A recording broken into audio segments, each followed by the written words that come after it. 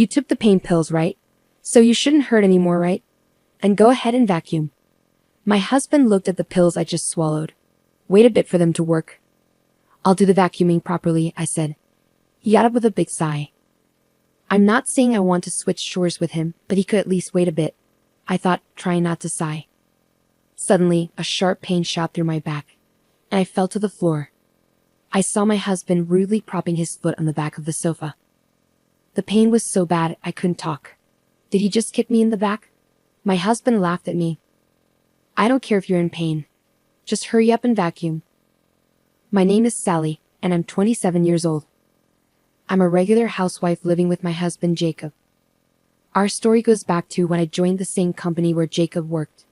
After finishing university, I got a job in sales. Jacob helped me a lot in the beginning, acting as my mentor. Jacob was handsome with short hair, and customers liked him. He had a talent for persuading people and sealing deals easily. In sales, there are two types of successful people: those who know a lot about what they're selling and use that to convince customers, and those who just have a way with people and make customers want to buy from them personally. Jacob was definitely the second type. At first, I just looked up to Jacob for his success in sales, but when I struggled to close a deal and felt low, Jacob reached out to me. Over time, we grew closer, going out for meals and spending more time together. Eventually, I developed feelings for him. So when we started dating, I was incredibly happy, even crying tears of joy. And when he proposed, I was so thrilled that I couldn't stop jumping around with happiness. After we got married, we were very happy together. But there's one thing that brings me down sometimes. I've had severe menstrual cramps since I was in school. At first, I used simple painkillers from the store, but as time passed, I needed stronger ones to handle the pain. When Jacob and I were dating, he was really understanding during my periods. He would change his plans to help me, rub my back when I was hurting, and listen to me complain. I thought this care would continue after we got married, but things changed. During my period, I'd do my chores when the painkillers kicked in, take a break on the sofa for a bit, and then get back to work. But to Jacob, it seemed like I was just lying around all day. No matter how much I did around the house, he never showed any sympathy. Then we bought a new house. We used to live in an apartment, but we got a bigger place because we wanted to have kids someday. Jacob's parents like to have parties, so he decided we should host the next one at our new house. Jacob got everything organized really quickly. He told everyone the date and time of the party and gave me a list of relatives who were coming, along with their ages and what foods they didn't like. I was shocked when Jacob told me, sounding annoyed, that I needed to cater to everyone's taste for the party and that he wouldn't forgive me if I bought ready-made food. Planning the menu was tough because everyone had different dislikes, and what one person liked, another person hated. I spent several nights staying up late planning the menu. Then, just as my period, which was a bit late, started, I took a painkiller and finished cleaning the room. I decorated it with flowers, put out air fresheners, and kept going over the party plans in my head. That evening, I finished preparing the food for the party and went to bed. Jacob was laughing loudly at the TV while having his nightly drink while I was trying to finish up, dealing with my period pain. I fell asleep, remembering Jacob's laughter. On the morning of the party, I woke up before Jacob made breakfast and started cooking for the guests while tidying up. I kept checking the clock nervously as I worked. After finishing cooking, I set the dishes on the table and checked the entrance, living room, and bathroom thoroughly. The painkiller was wearing off, and the pain was getting worse. I sat down on the sofa, feeling like I couldn't bear it anymore. I wanted to lie down, but I had done my hair and makeup nicely, and I didn't know when the relatives would arrive, so I stayed seated. I looked at Jacob, who was watching TV with a drink in his hand. Even though we had to greet the guests soon, he was already drinking. I wanted to say something, but the words wouldn't come out. Jacob noticed me looking at him and glared back. "What's wrong? Are you telling me not to drink so early?" Jacob asked. "No, not really." Suddenly there was a loud noise. "I get nervous too, you know. And you seem so relaxed on the sofa. I figured you were done getting ready," Jacob said, setting down his drink and walking toward me. His stare made me feel uneasy, and I had a bad feeling about it. "I'm almost done, but my period started. I took some painkillers, but they're wearing off, so I'm taking a short break. I'll be fine soon," I explained to Jacob. Hearing this, Jacob let out a heavy sigh and glared at me. Don't act like a victim just because of a little stomachache. My mom never complained like this, Jacob snapped. Right after he said that, I felt like Jacob was walking behind me, but suddenly, I was kicked in the back and fell from the sofa to the floor. It took me a moment to realize I had been kicked. Ignoring me, Jacob sat back on the sofa and started playing a game on his phone as if nothing had happened. I didn't understand what was going on, but one thing was clear. Jacob was enjoying his game, not apologizing at all. As I tried to get up to leave, Jacob suddenly fell to the floor. I quickly looked up to see his father standing behind the sofa, looking very angry. I couldn't take my eyes off him. What's happening? Jacob asked, looking confused as he checked the sofa. Dad, did you just push me? Jacob inquired, picking up his phone from the floor. I didn't just push you, I shoved you. My father-in-law replied. Why? What's going on? Wait, are you serious? Why would you kick someone in the back?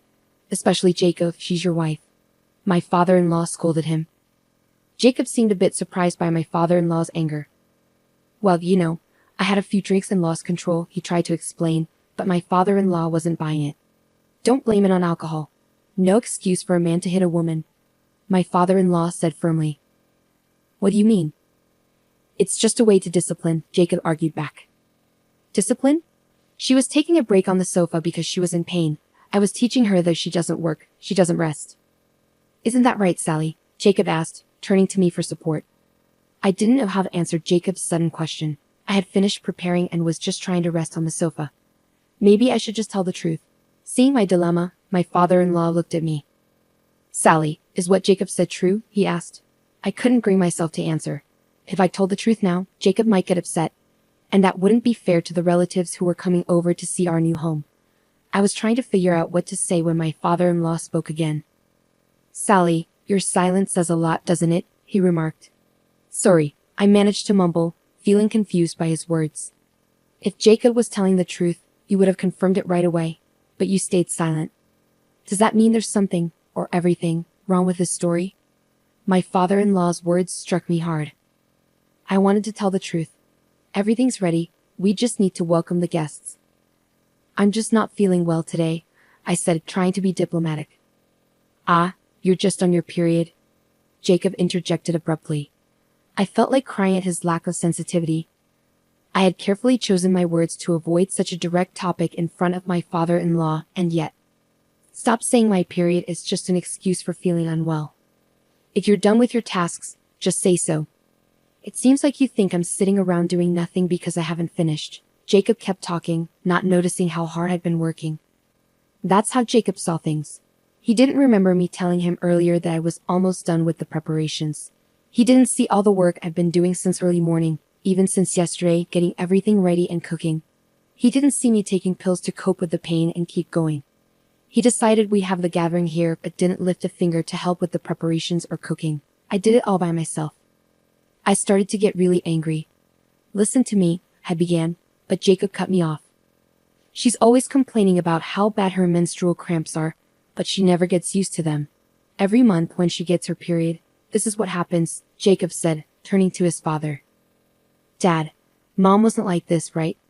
Jacob sought validation.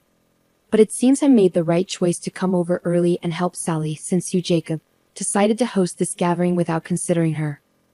What? Inconsiderate? Me. No, Jacob, that's you.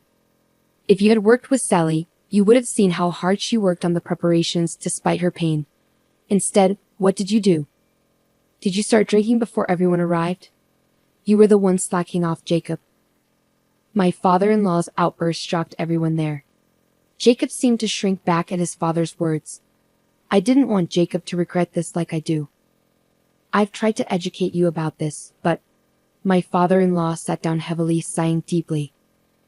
Your mother also suffered from severe menstrual cramps like Sally. As a man with no knowledge about menstruation, back when information wasn't as easily available as it is now, I used to think your mother, who couldn't handle her own body, was just being spoiled. I thought only people who couldn't manage themselves suffered from menstruation. My father-in-law spoke slowly, as if remembering the past, his gaze distant. Back then, painkillers were just for peace of mind. Your mother, being a full-time housewife, was told by my mother to do all the household chores. No matter how much menstrual pain she was in, I didn't let her rest. Then, one day, your mother fainted. I rushed her to the hospital, and the doctor told us she had endometriosis. Because of that, her dream of giving you siblings became impossible. My father-in-law continued. Jacob listened intently, staring at my father-in-law's face. Every person's body is different, and not everyone will have the same experiences. But if you ignore severe menstrual pain, it can lead to illness. Your mother did get sick. She was dealing with household chores, raising children, caring for her in-laws, and living with an inconsiderate husband. She had many sources of stress. She ended up infertile and couldn't get pregnant as she had hoped. I blamed it on the times and blamed my mother, but I was wrong. It was my responsibility to understand. It's a pain that we men can't experience, so I should have properly listened to your mother and accepted her as she was. I failed to do that. It was my fault. I regret not challenging my mother's views and remaining ignorant, even now. My father-in-law spoke in a somber tone, gently supported by my mother-in-law. I could only nod to my mother-in-law, who had just arrived, with a sad smile on her face. You did your best to understand me, didn't you? Despite your demanding job, you even helped out with household chores. And to think that you cut ties with your own parents for me, my mother-in-law looked at my father-in-law with kind eyes. Of course I did. I didn't want to burden you any more than I already had. I wanted the three of us to live happily, so that's why I did what I did. But cutting ties with my parents was a big decision. I wanted to avoid having to make such big decisions.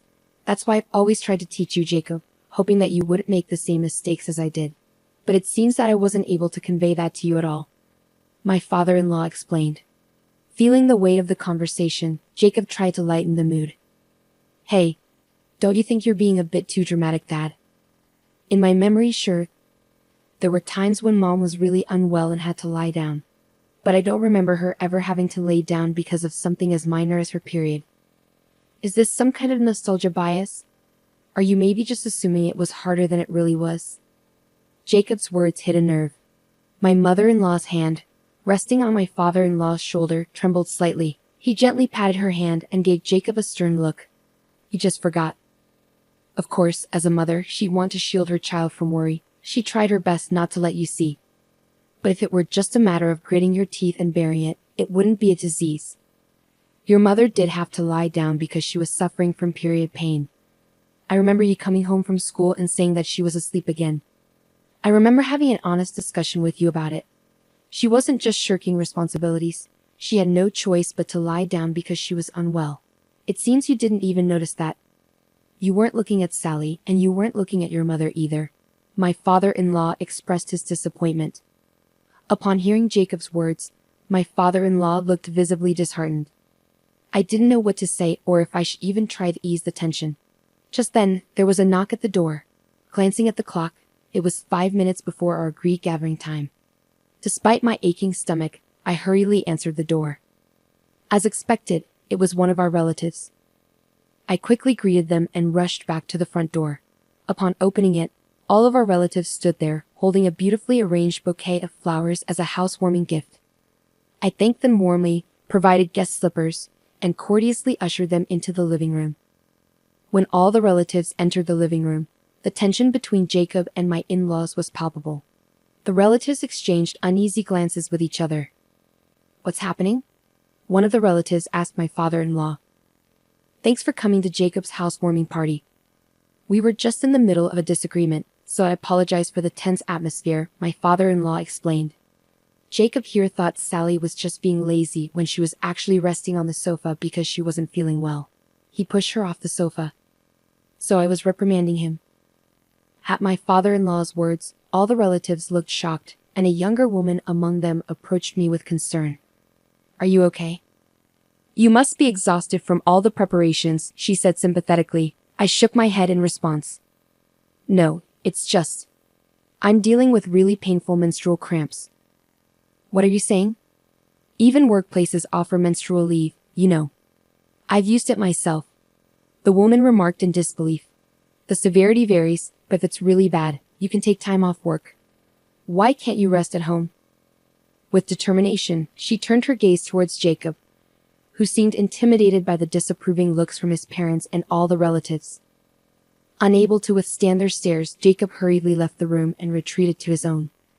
Despite his departure, neither his parents nor any of the relatives followed him. It appeared that the relatives understood my mother-in-law's condition, and even the men showed empathy, which was a relief. Immediately, my father-in-law and mother-in-law approached me, apologizing profusely for their son's behavior, while the relatives admired the newly constructed house and praised the delicious home-cooked meal I had prepared. Not a single person blamed me. Everyone was impressed by the meal I had served, and I received plenty of compliments. Feeling somewhat uplifted, the painkillers began to take effect, and I found myself enjoying the gathering. After some time, I received an email from Jacob. In his message, he expressed frustration that he couldn't enjoy the event because of me and lamented how unfair it was that he was being isolated from the family, with no one taking his side. His choice to communicate via email rather than face-to-face conversation left me feeling upset. As I was contemplating how to respond, my mother-in-law glanced at my smartphone. Upon seeing the message, she immediately rose from her seat. My father-in-law, noticing her reaction, inquired, "What's happening?" My mother-in-law swiftly took the smartphone from me and handed it to him. As my father-in-law read the message, he too stood up abruptly. "He still doesn't get it. We need to take him back and start over with his education," he declared. It was an unexpected development, but my in-laws appeared resolute. Soon, the relatives also voiced agreement, suggesting that Jacob needed to be re-educated, and it seemed they were fully supportive of the idea. After some time, as the relatives gradually departed, my mother-in-law made her way to Jacob's room and pulled him out. With both his parents gripping his arms, they whisked him away before he could protest. About a week after Jacob returned to his parents' home, I received an email from him. He shared how my mother-in-law had been tirelessly educating him about women's bodies, the challenges of menstrual pain, and even had him do household chores while pretending to experience menstrual discomfort. He complained about the difficulty of balancing work and chores. I couldn't help but chuckle as I read his complaints. It seemed like they were indeed starting his education from scratch, just as they had promised. Perhaps now he was beginning to grasp a bit of what I had been going through, and it brought a smile to my face. During Jacob's absence, I decided to address my menstrual pain head-on. Encouraged by my female relatives, who suggested seeing a gynecologist for my severe discomfort, I visited a clinic. The doctor provided helpful advice on medications and lifestyle changes. Living without Jacob's interference turned out to be surprisingly comfortable. I could go about my day at my own pace and rest on the sofa whenever I needed. It was a life where I could prioritize taking care of my body. I found myself wanting to prolong this peaceful period. Part of it was due to my mother-in-law's guidance, but mostly I simply enjoyed the relaxed lifestyle. I chose not to respond to any of Jacob's emails. A few weeks later, Jacob returned home with my in-laws. They sat him down at the dining table and handed him a business card. It turned out to be a lawyer's contact information, and I was shocked, fearing that we were about to initiate divorce proceedings right then and there. Feeling slightly overwhelmed, I listened as my father-in-law spoke quietly. "Sally, if he ever mistreats you again, don't hesitate to contact this person for a divorce," he said, his gaze serious. During the time Jacob was away, it seems he had a serious conversation with my in-laws and promised to change his ways. Since then, Jacob has kept his word, no longer acting arrogantly and willingly helping with household chores, especially when I'm struggling with my period. His dismissive comments about my period and its pain had also gradually faded away. Finally, I found myself settling into a peaceful life with Jacob, which was a huge relief. Going forward, I intend to prioritize my health and well-being, living sensibly, and taking good care of my body.